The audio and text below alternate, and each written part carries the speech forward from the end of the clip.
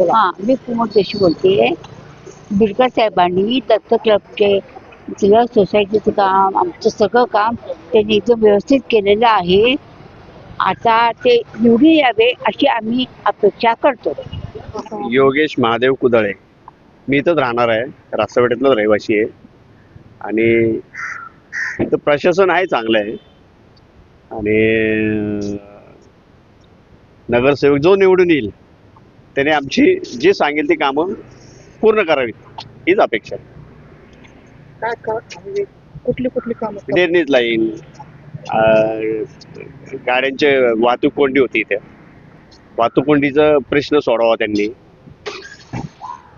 Drainage लाईनची कामं झालेली आहे बऱ्यापैकी. पूर्वी माझी महापौर होते मोहनसिंग राजपाल, त्यांनी बरीचशी कामं केलेली आहे. कामं चांगली केली आहे, त्याच्यामुळे जो काम करतो त्याला माणसाने सगळ्यांनी निवडून द्यायला पाहिजे.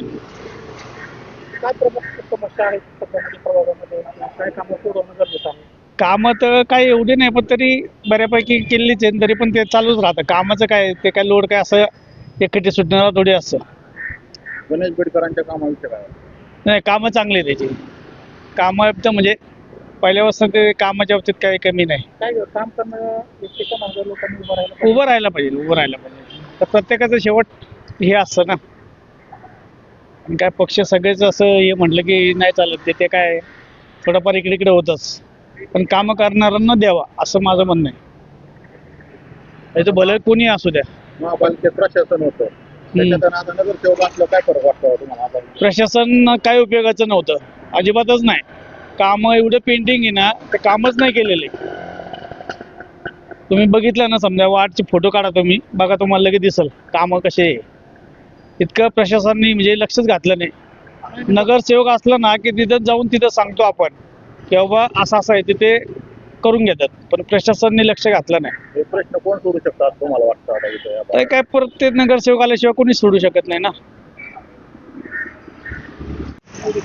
गणेश बिडकर बेस्ट आहे. आम्हाला सहकार्य करतो, आमची सगळी कामं करतो, आम्हाला वेळेवर काम येतो. एकदम नंबर 1 इन पुणा. काय कामं राहिलेली आहेत करावीशी वाटतात तुमच्या?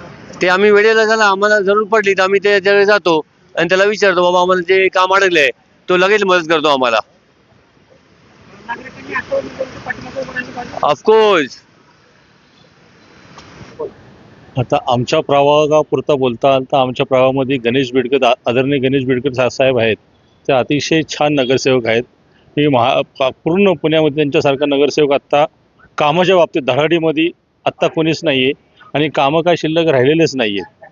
त्यामुळं कामं सगळे झालेले, इथले सगळे लोक आनंदी आणि समाधानी त्यांच्या कामावर आणि त्यांच्या कार्यावर.